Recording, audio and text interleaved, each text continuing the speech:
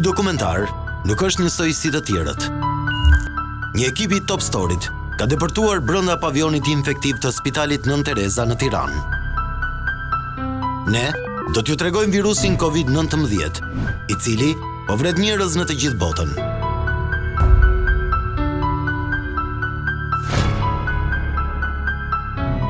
Për herë të parë, mjek dhe pacient rrëfejnë eksperiencat e tyre brenda infektivit.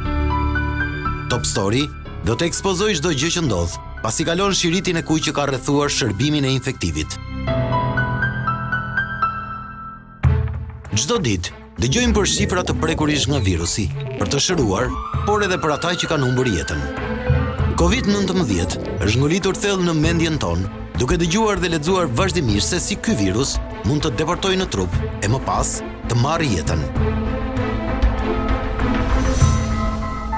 Kemi dëgjuar për simptomat e pacientëve, por nuk kemi parë mënyrën se si trajtohen ata. Kemi dëgjuar për mjekë që rrezikojnë jetën, por nuk e kemi idenë se çfarë lufte të përditshme kanë ata me COVID-19.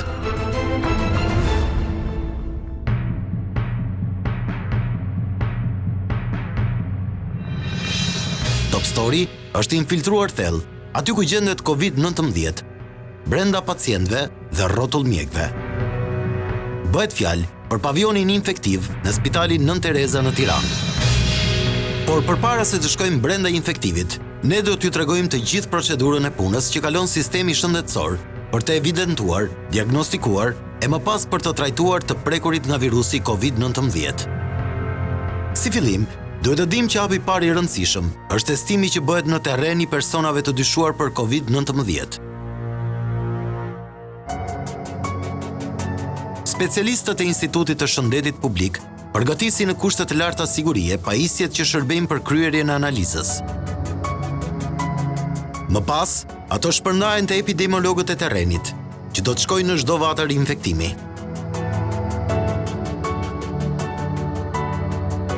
Që një diagnozë të jetë cilësore, puna fillon që në marrjen e mostrës.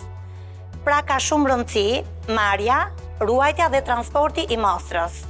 Në ndryshim nga diagnoza bakterologjike, diagnoza virale bëhet duke përdorur një lloj terreni që quhet virus transport medium, i cili duhet të ruajtur në temperaturën -20 gradë Celsius. Në momentin që merret mostra duhet shkrir, mbasi merret mostra në kohën e duhur dhe në momentin e duhur, atëherë futet brenda virus transport medium, dhe 2 tamponet thyen brenda tubit me virus transport medium dhe pastaj paketohet në një paketim tresh, që është shumë i rëndësishëm për biosigurinë. Qesja ka brenda një letër thithëse, sepse në rast se nuk mbyllet mirë ose në rast se tamponi është i thyer, të paktën të mos depërtoj më gjatë. Kur mbyllet, futet në një kuti tjetër që dhe kjo ka një letër thithëse brenda. Dhe gjitha kjo futet në inboxin që ka plak akulli, në mënyrë që të vinë në temperaturën e duhur. Laboratori Virologjisë pranë Institutit të Shëndetit Publik është i vetmi laborator kombëtar, pjesë e survejancës laboratorike që kryen diagnozën e të gjithë sëmundjeve emergjente virale. Grupi ekspertëve pranë këtij laboratori punon në çdo kohë. Ata realizojnë analizat për aq mostra sa vinë çdo ditë e natë. Këta mjek, së bashku me epidemiologët e terrenit, si dhe me stafin mjekësor që merret me trajtimin e të sëmurëve, janë të parët që janë të rrezikuar. Mostra kur vjen tek ne, fillimisht dekontaminohet dhe pastaj futet në procedurë. Ka shumë rëndësi të dihet biosiguria. Pra ne në laborator punojmë me të gjitha rregullat e biosigurisë. Personeli është një personel mjaft i përkushtuar dhe që po punon 24 orë në 24 dhe pa pyetur për nëse rrezikohemi apo jo. Doktoresh Albana na tregon se gjatë 20 viteve eksperiencë që ka pranë ISHP-s dhe laboratorit të virologjisë, është ere parë që një pandemi të jetë kaq e frikshme. Në këtë rast, është frika dhe dyshimi se mos po infekton fëmijët apo të afërmit e tjerë. Kam kaluar shumë epidemi, por këtë herë është e frikshme. Sinqerisht, unë kam një familje, si unë dhe të gjithë të tjerët, që jemi të ndërgjegjshëm sepse në fundit dhe ne jemi njerëz. Mundohemi në çdo lloj mënyre që të mos i infektojmë. Domethënë, kemi kaq muaj, 2 muaj që ne jetojmë të veçantë dhe pa i takuar. Jetojmë brenda një shtëpie dhe të gjitha rregullat kanë ndryshuar. Flas nëpër telefone, nuk flas domethënë direkt e para. E dyta jam izoluar totalisht dhe flej gjithë natën me derën e balkonit hapur, sepse më duket sikur në çdo lloj momenti do ju ngjis virusin, pavarësisht çdo ditë mendoj nëse e kam ose se kam. Është e frikshme, sepse sinqerisht jo vetëm nga njerëzit e shtëpisë, po dhe nga të gjithë kur na shohin, përpiqen të largohen duke menduar që ne jemi në vijën e parë dhe mund t'i infektojmë. Pasi kutia që mban virus transport medium, si dhe tamponët përkatës janë ndërzuar pranë njësive të operatorit të shëndetit në të gjithë vendin, nis puna e terrenit.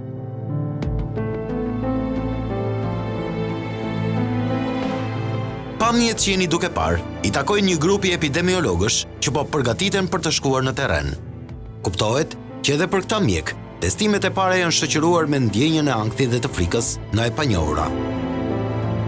Ermelinda Morati ka më shumë se 20 vjet që punon si mjeke epidemiologe, e megjithatë, era e parë e testimit që ka bërë te pacientët e dyshuar për Covid është shoqëruar me frikë për atë çfarë priste në terren. Mbaj mend që rastin e parë që e mora si njoftim, kisha atë ankthin e çfarë do më priste. Pritshmëria për mua ishte diçka e panjohur, që se kur e njeh diçka edhe ke një pritshmëri ndryshe. Ama rastin e parë që mora ishte një çift që kishte një histori udhëtimi dhe sipas protokolleve që kishte lançuar OBSH-ja dhe Instituti i Shëndetit Publik dhe Ministria e Shëndetësisë dhe Mbrojtjes Sociale,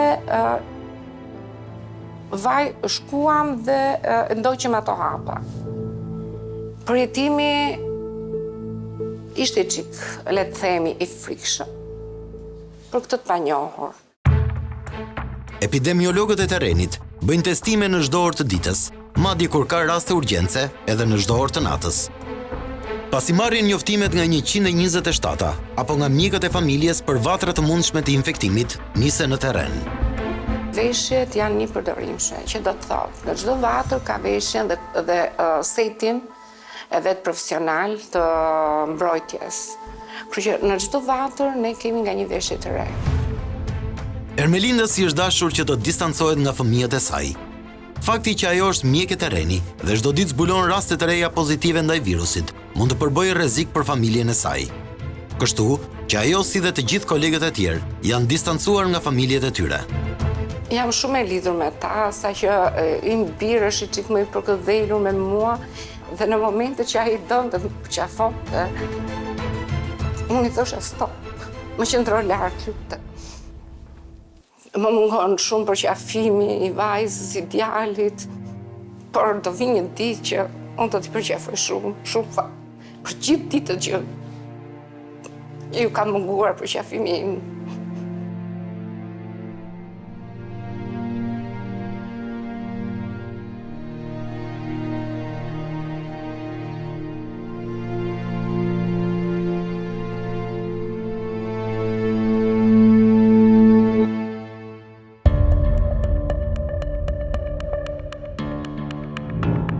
Grupi punës për të testuar personat e rinj të dyshuar është gati.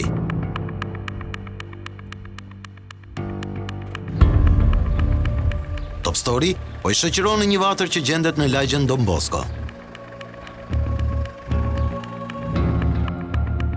Në këtë luftë me armikun e padukshëm, nuk janë vetëm mjekët e rrezikuar, por edhe policët dhe gazetarët.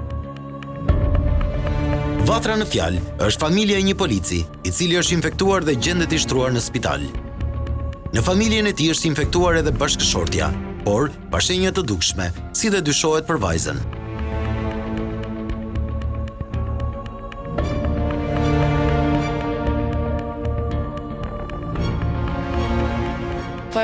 këtë tampon për arsye se babi im ka dalë pozitiv me COVID-19 edhe momentalisht ndodhet në spital nga që është i prekur. Thjesht për çështje sigurie, po duam ta bëjmë dhe ne. A ke patur shenjave? Nuk është se kam pasur shumë shenja shqetësuese, por ndoshta edhe nga ankthi dhe nga frika shfaqen gjithë këto dhe siç e thash, për të qenë sa më e sigurt, ka maman që është pozitive, por nuk ka shenja. Ka dalë pozitive, por po e përballon shumë mirë edhe nuk është se ka shenja, me thënë të drejtën. Si e përjetuat momentin e parë kur morët vesh babi? As pak mirë, se normalisht është frika mbi të gjitha, është frika se mos i ndodh diçka atij në radh parë, është frika se jemi të prekur vetë, dhe është frika se kemi të prekur të gjithë të dashurit e tjerë. Mund të jemi vetë, mund të kemi të prekur pjesën tjetër, kjo është e gjitha, por mbi të gjitha na intereson babi në këto momente që të bëhet mirë. Në këto momente, vajzës po i kryhet marrja e tamponit në gojë dhe në hund. Sipas ekspertëve, lëngu në transport virus medium duhet të jetë ngjyroz që testi të jetë i saktë. Siç jeni duke parë, lëngu ka ngjyrën roz.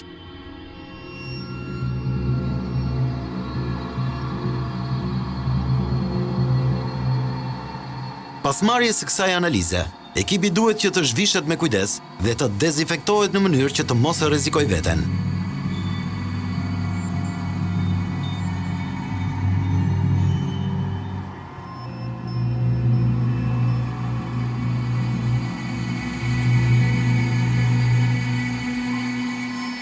Mostra e marrë sipas kushteve dhe standardeve të duhura duhet të transportohet pranë Institutit të Shëndetit Publik, ku do të analizohet.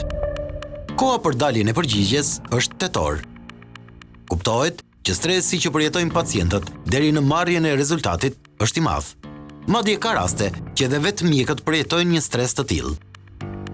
Dje kam qarë për një grua që i dhash një përgjigje pozitive për që mezi e priste për të bijën.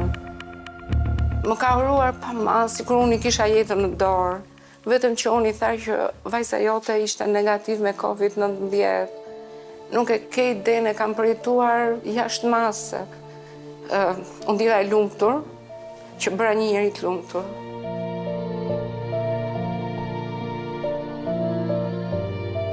Epidemiologët e terrenit shkojnë drejt zyrës së ISHP-s për të dorëzuar mostrën e marrë. Fillimisht, vajzat dezinfektojnë këmbët e më pas afrohen te dritarja, ku japin termusin me mostrat e terrenit.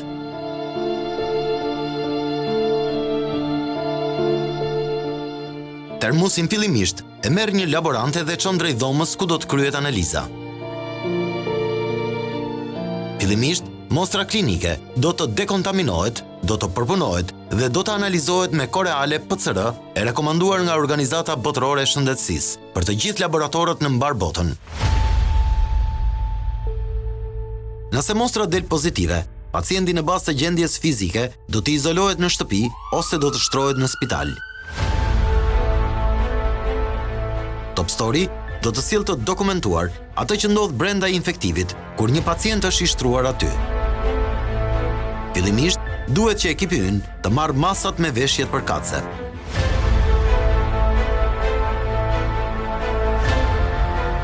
Atëherë si fillim fillon procesi i veshjes nga këmbët deri tek flokët.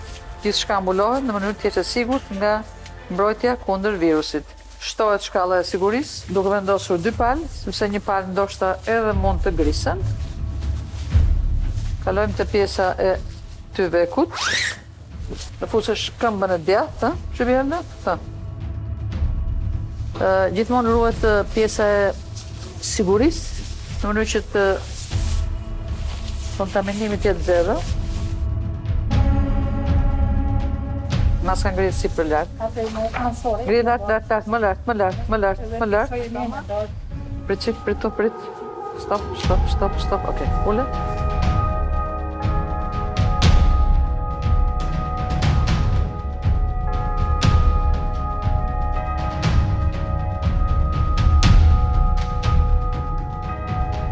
Do të mbushem pak syt me avull, por sa ndodhi përshtatshmëria e kësaj me këtë. Janë të sigurta masat që merren? Masat janë S'patën se ç'duhet, a ka ndonjë rrezik? pa. Nëse nuk merren masat e duhura, nëse nuk respektohen masat e duhura, sigurisht që ekziston rreziku i kontaminimit nga virusi. Se ti me pal doreza, tash e kalon tek pala e dytë. Vazhdon. Në momentin që dalim, sigurisht duhet të rivishemi prap, po përzgjedhja bëhet që nëse do rish 4 orë do rish me këtë, nëse do rish 8 orë do rish me këtë, nëse do rish 10 orë do rish me këtë veshje. In extremis, për situatat veçanta bëhen veshje të 2 herë e 3 herë. Sidomos në terapi intensive apo në urgjencë. Mbasi kemi marrë tërë masat e sigurisë, duke filluar nga tyveku, duke filluar nga veshja e ulisa e këmbëve, nga dorezat, nga maska, nga syzet, mbrojtëse. Në situatat e veçanta vjen ajo që quhet skafandër, do e shikoni pak më lart ku shkojmë në reanimacion. Shkojmë persona të gatshëm me siguri për të qenë të mbrojtur nga Covidi. Ky veprim bëhet nga gjithë personeli mjekësor që hyn në territorin e shërbimit infektiv. Tani jemi gati mund të hyrë. Për të hyrë, po. Faleminderit.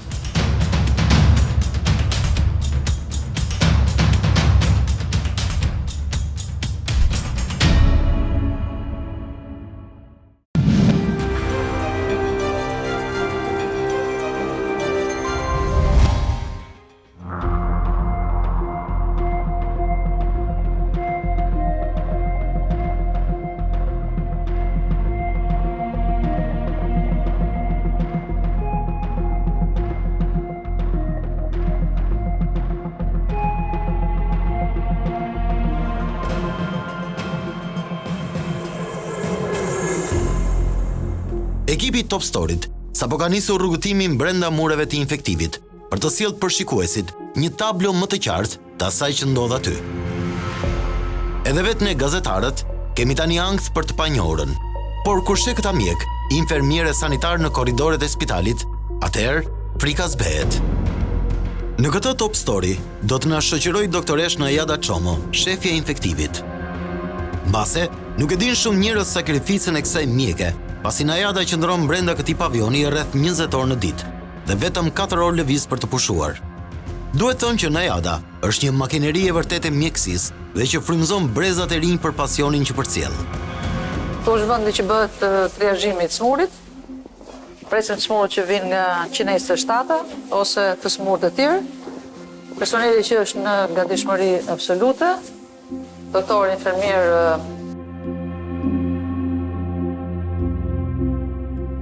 si e zotni, si dukesh? Ha? A je më mirë qik? Ha? A je më mirë pak? Ha? Kohë ke pas? Temperaturë? Sa ditë ke i smurë? Edhe në shtëpi ke pas temperaturë? Po presim analizën, po presim përgjigjen e analizës dhe do vendosim. Do shkosh në shtëpi apo do shtrohesh? Në rregull? Forca, pafshim. Kjo është dhoma e dytë e izolimit për pacientin, që pret derisa vjen ekzaminimi apo sa bëhet edhe skaneri për të gjykuar që është apo jo për të ushtruar në kushte spitali për të konfirmuar. Këtu vendoset pacienti, nëse ka nevojë për oksigjen, i ofrohet oksigjeni. Natyrisht që është personeli, stafi infermieror që kryen këtë veprim. Nëse nuk ka nevojë, natyrisht pacienti nuk vendoset në oksigjen. Rregullisht që pjesa më e madhe atyre që vinë, ka diskutim që ka nevojë edhe për pjesën e oksigjenit dhe janë në pritje të kohës së ardhjes së ekzaminimit. Për kushtet tjera, kur ai vjen i konfirmuar, natyrisht nuk qëndron këtu, kalon menjëherë në katin e parë, të dytë apo të tretë, apo kalon në njësinë e terapisë intensive sipas gjendjes fizike që personi ka.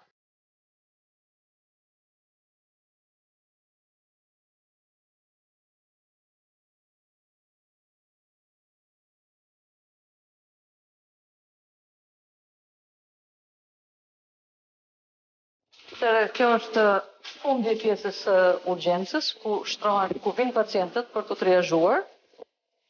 Pas këtij moment do shkojmë në katin e parë, ku janë pacientët e parë të shtruar. Që është pika e kalimit midis urgjencës dhe pacientëve që kalojnë në skaner dhe më pas kalojnë në katën e parë. Ku është vendi që kryhet skaneri mushkrive për të parë nëse ka apo jo probleme pacienti i cili vjen me dyshuar për Covid. Aktualisht personat janë krye detyrës, janë pak më thellë, kështu që ecën dhe vazhdojmë. Ne duhet të kalojmë shpejt në ascensor për të shkuar në katin për katës. Ku kati për katës është kati i parë, pas kemi reanimacionin, kati i dytë dhe kati i tretë. Të gjitha katën, gjitha anët ka përsim. Natyrisht që ascensori desinfektohet sa herë që kalon një pacient, quhet vend probabël i kontaminuar dhe sigurisht merr masat që sa më largohet një person, të kryhet procesi i dezinfektimit në mënyrë që të jesh sa më pak i riskuar nga virusi.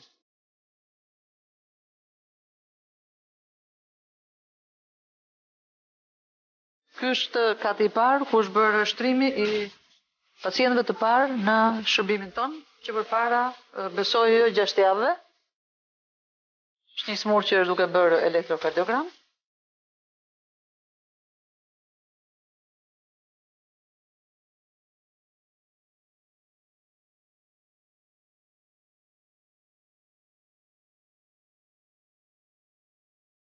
Si jemi? Temperaturë? Ke? Tani? Ha? E bërë të susin tani? Të shtarë që goja? Të shtarë goja, ha? Të shtarë. Të spinë që gojë, si e ujnë. Jefi. Lage gojen, lage. Mirë? Në regula? Forca, hapsh.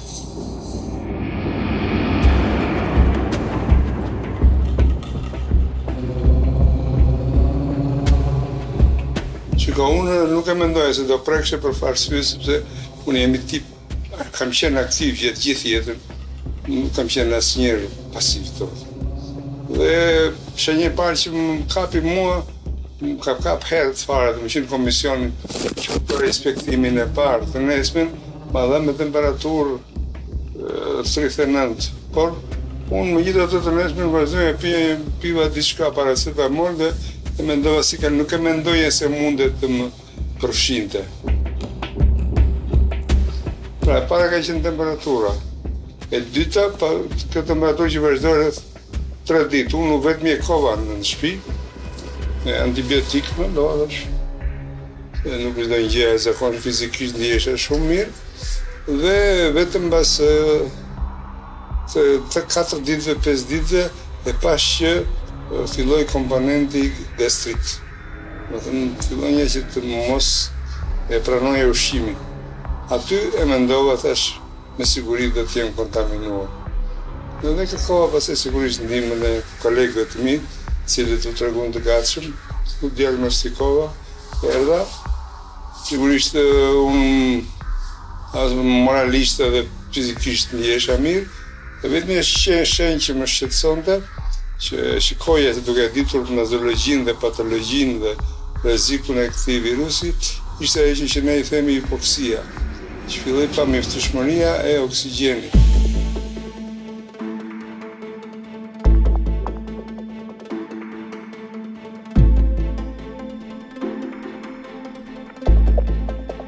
Unë jam ditën e 10. Sot ajo që është karakteristikë e kësaj sëmundje është që unë them të smurve që 2-3 ditë të para, 4 ditë të para është problematik, sa ta ambientohemi me nivelin e asaj që ne i themi mungese relative të oksigjenit. Që ditë të para kërkon atë që quhet asistencë me pajisjet, me aparaturat, për të arritur një oksigjenim optimal. Optimal së arrihet asnjëherë, por të arrimi vlerat 85-90. Pastaj organizmi mësohet dhe fillon trajtohet një lloj si ata smurt kardiak kronik, që ata jetojnë normalisht bëjnë, por ne kemi shans të madh dhe unë ky është lajmi mirë që më transmetuan dhe mjekët, që nga skaneri është përmirësuar. Dhe me ditë të para është përmirësuar, pra nuk qëndrojmë si smurt kardiak që ngelen dhe bien, por si të smurët cilët e kalojnë një periudhë, një infekcion, dhe pastaj e rimarrin vetëm në mënyrë graduale ditë për ditë. personi ka pasur mbi 2 javë i shtruar në shërbimin infektiv. Aktualisht shumë mirë dhe mbas pak do largohet nga spitali, dakord? Në rregull.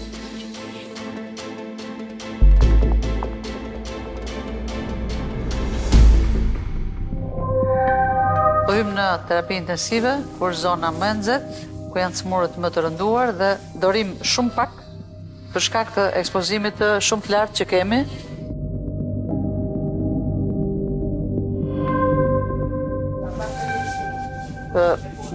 Shumë shpejt, shumë shpejt. Kjo është terapia intensive, ku smurët janë më të rënduar. E duhet dalim shpejt për shkak të riskut të shumë të lartë që kemi.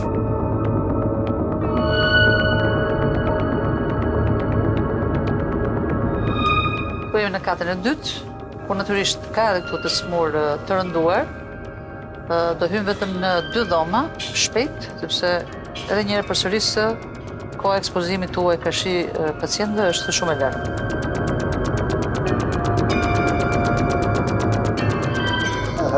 Bravo, ciao ci fa, vuoi forse? Mi ha talk show. Ja. Si e përjetuat smundje në fillim? Në fillim të kam marrë shumë sportive. I kam marrë serë. Çfarë shenja shpatur? Temperaturë, dhe pak frymëmarrje. Kam 10 ditë atje. Masane, kam marrë këto. Njën përkushtohë shumë. Tani jeni drejt shërimit? Po, shto në gjithë edhe më mirë, shumë më mirë. Falë, ty në këto.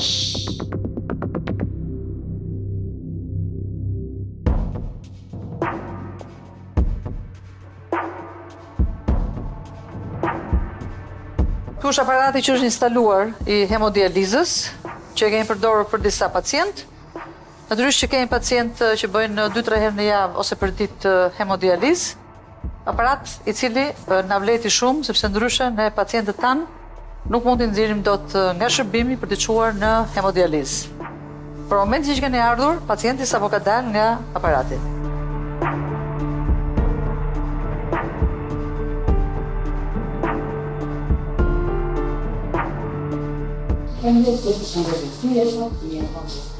Unë jam punoj spitalor, nga një spital rrethi, tu jam për ndihmës. Edhe që në datën 9 ne funksionojmë me gjitha këto porositë e Ministrisë dhe Drejtorive, tu shpërda maska, tu vazhdo punë gjithë shëtësi.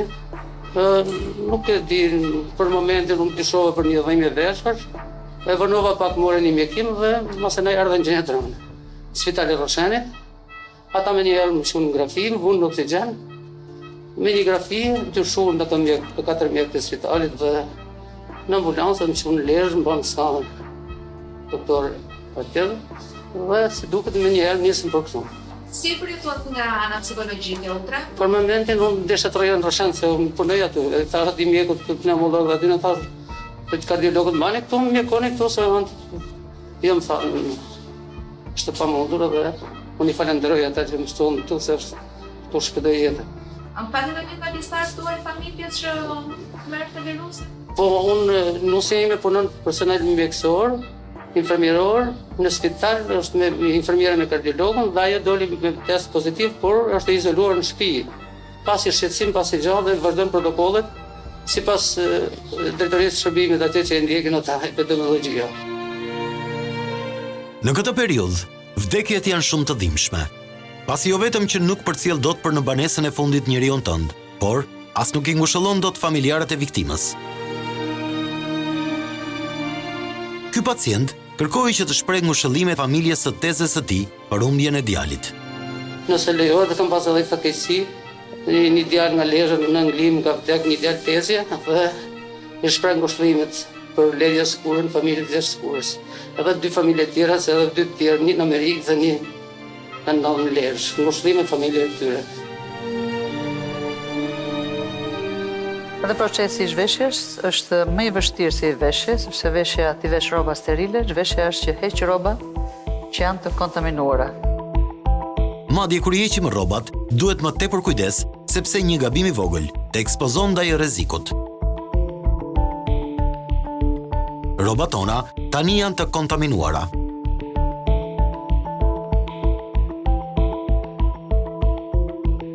Edhe për zhveshjen, na ndihmon personeli mjekësor.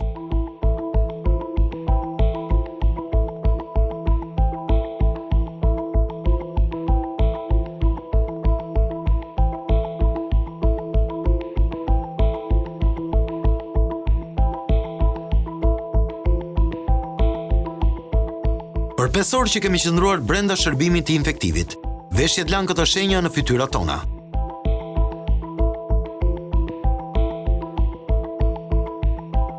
Mendoni se çfarë ndodh me personelin shëndetësor që punon gjithë ditën aty për të shpëtuar jetën e sa më shumë pacientëve.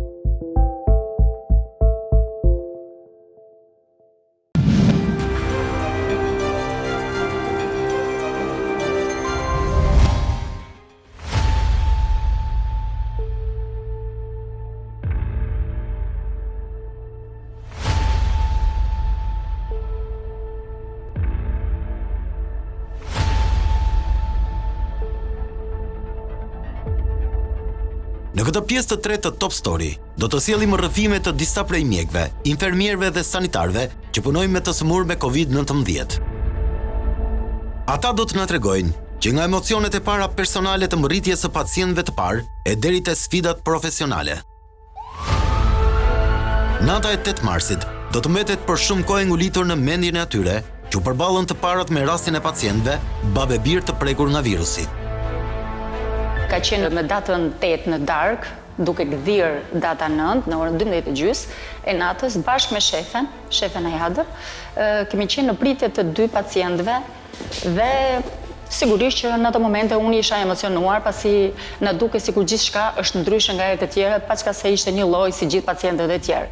Të nesërmen pastaj unë filloja dhe shpreja emocionet e mia të darkës, stafit tim, pastaj emocionet sigurisht që shpërndaheshin. Nuk besoj se kam për të haruar ndonjëherë atë ditën e parë të kësaj, le të themi, pandemie që erdhi tek ne. Pasi profesor Najada më komunikoi që unë do isha mjekja që do merresha me pacientë të parë të shtruar me Covid. Dhe ajo ditë më lidhi këto 2 ndjenja. Nga ana profesionale është për ne është një ndjenjë duket e çuditshme kur thua e bukur profesionale, sepse është një sëmundje ashtu sikurse edhe sëmundje tjera efektive, po kjo është më e veçantë për faktin sepse është një pandemi që ndodh një herë në kaq shumë vite. Dhe është një satisfaksion apo dhe një sfidë profesionale që të shohësh këta pacientë, të ndjekësh këta pacientë dhe të kesh për më tepër pastaj entuziazmin e një fitore të këta pacientë. Dhe nga ana tjetër është, le të themi, problemi familjar, është ajo të qenit nënë dhe bi, ku të duhet që të sakrifikosh familjen në këto momente dhe ata duhet të sakrifikojnë bashkë me ty. Shefja e shërbimit Najada Çomo kujton se në ato momente kishte shumë përballje në kokën e saj. Por, dy kishin dominancë, shërbim sa më të mirë për pacientët, si dhe të mbrojë me çdo kusht jeta e personelit.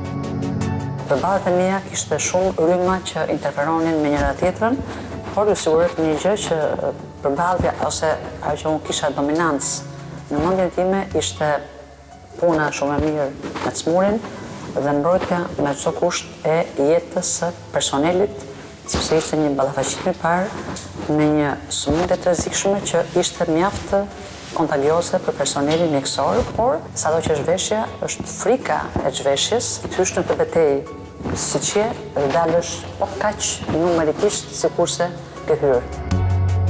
Përveç mjekëve dhe infermierëve, një rol po aq të rëndësishëm në këtë shërbim luajnë edhe sanitarët. Kjo është Nurie Dyrmishi, e cila ka 38 vite që punon si sanitare.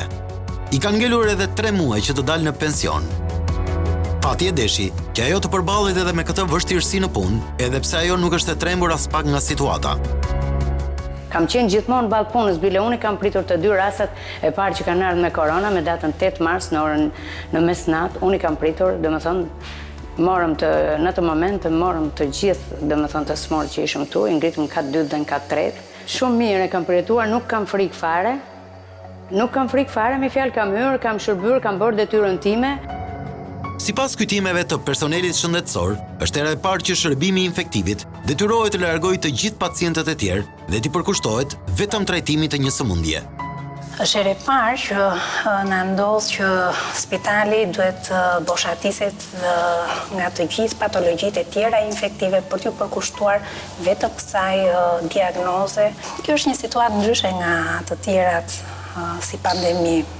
Unë kam përjetuar këtu dhe pandeminë e gripit H1N1, por që kjo është krejt një tjetër situatë, nuk ka ngjashmëri me atë, pavarësisht se në atë kohë H1N1 ishte një virus i ri me frikrat e veta. Në përgjithësi në shërbimin e smundjeve infektive jemi përballur me smundje të rënda infektive, si me gripin A1H1, me gripin e derave, me gripin e shpendave, por si kjo situatë nuk jemi përballur. Kjo është situatë shumë e vështirë, në rastet e tjera ne kemi pasur ka qenë situata më qetë. Por që realiste, kam kaluar shumë situata, natyrisht bashkë me kolegët, kanë qenë shumë epidemi të kaluara dhe në kohën që kanë qenë ato epidemit, ne na janë dukur shumë të tmerrshme. Besoj se si kjo nuk ka pasur, për shkak të gravitetit që morin në mbar botën, për shkak të rrezikshmërisë që ka për të infektuar njerëz të tjerë, ti nuk e di nga vjen. Që thuash po mbrohem nga deti, po mbrohem nga ajri, po mbrohem nga toka, po je kudo i ekspozuar. Përveç personelit që janë të punësuar pranë shërbimit infektiv, ka edhe mjek të tjerë që janë bashkuar kësaj lufte. Një prej tyre është edhe doktor Arbër Gjermeni, që është anestezist reanimator pranë QSUT-s. Unë jam një nga mjekët anestezist reanimator që jemi atashuar pranë shërbimit infektivit për ndjekjen reanimatore të pacientëve që janë të shtruar. Normalisht jemi në një luftë dhe në luftë duhet të përgjigjemi. Ne jemi mjek dhe sot është nevoja për ne reanimatorët që të mbulojmë shërbimin e efektivit. Një vështirësi që kanë mjekët dhe infermierët në përballjen me pacientët është edhe fakti se tashmë e kanë humbur kontaktin sy më sy me ta. Kjo për shkak të veshjeve që janë të detyruar të mbajnë për të mos u infektuar. Realiteti kur je para pacientit është ndryshe nga ajo e para përgatitjes. Qoftë në aspektin profesional, qoftë në atë emocional. Nuk ke impaktin me pacientin si në herët e tjera, sepse ti je veshur, ai nuk arrin dot të shohë në sy, të njohët, krijohet ajo lidhja sy më sy me pacientin. Ana tjetër ti je përpara një sëmundje të re, jo siç ke parë në herët e tjera. Ai pacient pret nga ti çdo lloj shërbimi. Domethënë, ai s'ka kontakti zero është me familjarët dhe ti do t'i shërbesh për çdo gjë, deri tek ushqyerja. Do t'i bësh çdo gjë, deri tek e çuara në banjo. Të pushton një ndjenjë shumë e çuditshme. Aty është sikur jeni në një botë tjetër, janë ato pacientë të zhveshur, jemi ne të veshur, që shkojmë ka ata dhe ato fillojnë të na njohin vetëm nëpërmjet zërit, njohin emrat tanë. O, erdhe ti. Domethënë është sa e bukur, ashtu dhe e trisht për ta. Por pavarësisht kësaj, një gjë është e rëndësishme në këto momente: trajtimi me medikamente sa më cilësore i pacientëve. Për të trajtuar Covidin, duhen barna antiviral, antibiotik, suporti me oksigjen e shumë të tjerë. Shumë barna antiviral, duke rëmëndur kaletrën, duke rëmëndur Tamiflun, mund të hyj pak në dy terma mjekësor edhe për të dhënë informacionin. Janë barna biologjik, siç është tocilizumabi, është hidroksiklorokina, është klorokina, pra ato çfarë ne kemi kërkuar në kohë, janë realizuar në kohën e duhur dhe asnjë pacient i jonë nuk ka mbetur pa marrë to lloj barnash. Kjo është një kategori. Kategoria e dytë është barnat që janë antibiotikët, është suporti me oksigjenin, është suporti me atë që quhet CPAP, që është një fazë para se pacienti të hyjë në një tubim, pra në ventilimin mekanik. Në gjitha këto kanë qenë armë të forta në duart e mjekësisë, pikërisht për të bërë më të mirën e mundshme për pacientët. Pas një dite të gjatë, kur dalin nga dera e infektivit, pasi kanë hequr veshjet, janë dezinfektuar, këtyre grave dhe burrave duhet të përballen me familjet e tyre. Frika se ndoshta mund t'i infektojnë, i ka detyruar që të ndahen nga fëmijët, të ruajnë distancë me ta. Unë kam një vajzë 1 vjeç e gjys, tashmë 15 muajsh dhe një djalë 10 vjeç. Kontakti me djalin sigurisht është më i thjeshtë sepse mjafton të mos përqafohemi dhe pse duket e çuditshme si mos ta përqafosh fëmijën, por kjo është me pakta kur të duhet dhe të mos e shohësh, mos ta kesh afër, ashtu sikurse ime bi që është 1 vjeç e gjys dhe ajo e ka të pamundur që të më ri larg. Ajo është momenti që eksploron syt, gojën, hundën dhe është e pamundur që të mund ta mbash larg. Thjesht ne nuk jetojmë me fëmijët tanë, dhe unë dhe im shoq, ai është mjek si unë, reanimator, kështu që kemi për të mirën e atyre dhe të familjes tonë kemi zgjedhur këtë mënyrë. Unë kam 2 fëmijë, bashkëshortin. Kjo ishte shumë e vështirë, ashtu siç ishte edhe për kolegët e mia, por ishte ndarja. Kemi pasur dhe ne emocionet tona, kemi patur ato emocione aq të forta sa që kemi qahar në krahët e njëra tjetrës, bashkë me doktoreshat, bashkë me, në fakt edhe tani e ndjej pak atë emocioni se u ktheva mbrapsh. Kemi qarë disa herë. Pastaj këtu më fillon vazhdo.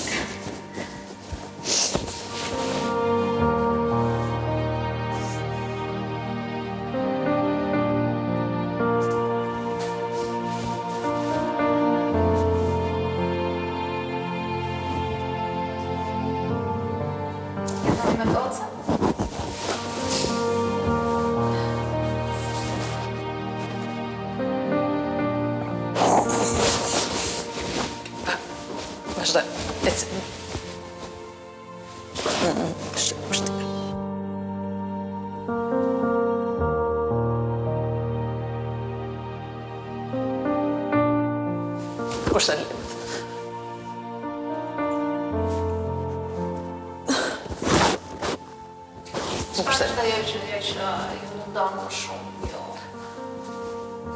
është e frika që mos smurësh të familjarët e tu, me thënë vërtet, është patjetër, është. Por do kaloj, do kaloj.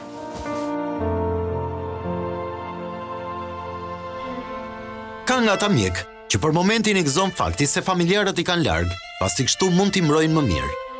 Por ka edhe të tjerë që nuk kanë si t'ia shpjegojnë fëmijës së vogël se nuk mund ta përqafojnë. Unë aktualisht jam vetëm, meqense familja ime është jashtë dhe në komunikimin me ta në ditët e fundit, jo në fillim, fillimisht e ndjeja distancën, por në një moment thash, më mirë që jeni ande sepse unë kam një shtëpi ku rri, ndryshe do detyrohesha të kaloja në ambiente të tjera. Mundohem të shmang afrimitetin kur hy në apartament me komshit, me këto që të mbaj distancën, me to, megjithëse unë dal herët edhe kthehem shumë vonë, kështu që kontaktet janë shumë të pakta.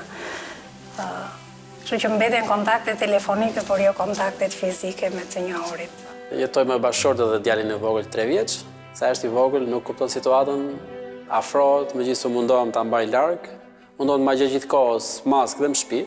Është çik situatë e sikletshme, por më shumë ndihesh në faj kur ai mërzitet që ti se përqafon, jo se përqafon, se fund do ta ruash, shëndeti është i pari. Unë kam dhe shumë halle, sepse më ka vdekur djali vetëm 30 vjeç dhe jetoj bashkë me nusën e djalit dhe me 2 fëmijët. Edhe burri më ka vdekur, edhe kështu që e ka marrë, do me thonë, më ka hedhur Zoti një hall shumë të madh, por më ka dhënë forcë dhe fuqi për ta përballu. Punoj dhe nuk më tre me sy fare, as pak, nuk e ka marrë me frikë. Nëna, kujdes, ru, mbro, nëna. Duke qenë se jemi që po merrem me këtë punë, jemi distancuar pak edhe nga fëmijët dhe nga të afërmit e tjerë. Këtu gjej rastin përshëndes 2 fëmijët e mi, Bjonin dhe Hanën. Edhe personeli mjekësor ka momentet e tij të dobta, por kjo nuk e zbe faktin që ata janë eroj në këtë luftë. Madje, kuptojmë se poshtë mantelit të bardhë, zemra e tyre është tepër e brisht. Kam zanë për Zotin, nuk të çofon të qajtë.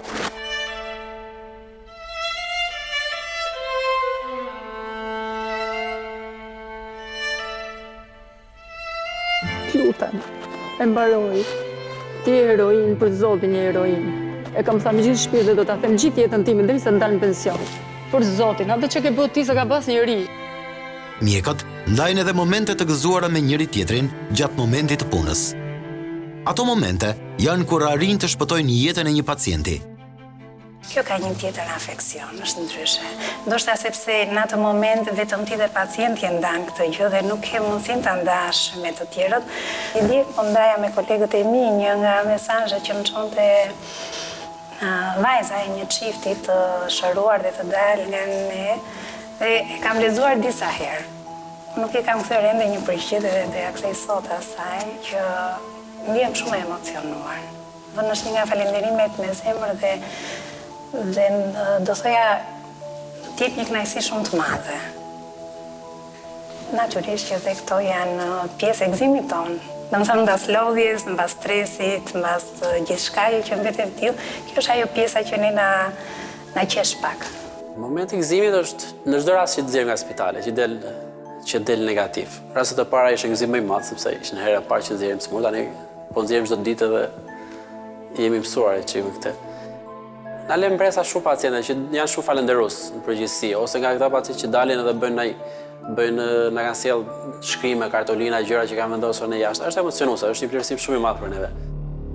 Megjithatë, ky virus po merr jetë njerëzish. Momenti i humbjes së jetëve në këtë situatë është edhe më i vështirë. Sipas mjekëve, është shumë e sikletshme që të telefonosh të afërmit dhe t'ju thuash që nuk ja doli dot. Akoma më keq është pasi trupi përcillet pothuajse vetëm në banesën e fundit. Pjesa hidruese është më shumë kur mendon se një pacient ndron jetë dhe kanë mungesën e familjarëve. Kjo është hidruese edhe për neve. Nduket sikur janë të vetmuar, sikur janë pavarësisht të ne, po gjithsesi nuk e zëjmë boshllëkun e familjarëve. Ajo që është e veçantë në këtë lloj situate është që humbja e jetës së këtyre personave është që ata përcillen për në banesën e fundit, jo nga njerëz të tjerë, nuk janë të shoqëruar për arsye se ligji e ndalon për shkak të rrezikut që ka trupi që ka humbur jetën, kështu që edhe dërgimi i tyre në banesën e fundit është vetëm me dy familjarë, jo me familjarë të tjerë, ose ndonjëherë ka ndodhur që kanë shkuar, trupi është dërguar vetëm, për arsye që nuk kanë pas të mundur që t'i shoqërojnë një njeriu tyre i afërt, o për arsye që nuk është në Shqipëri, ose për arsye që është infektuar vetë dhe nuk lejohet dalja e tyre. Siç duket, edhe në grafikun. Ndoshta, gjithë secili prej nesh është i kënaqur me shifrat e ulta që raportohen për të prekurit nga virusi. Madje, gëzimi më i madh është kur shifrat raportojnë për pacientë që kanë fituar luftën me sëmundjen. Por rreziku është ende shumë afër dhe më të rrezikuar janë ata që rinë në grupe. Mua më frikson popullata që rinë në situata të dëndura me njëri tjetrin.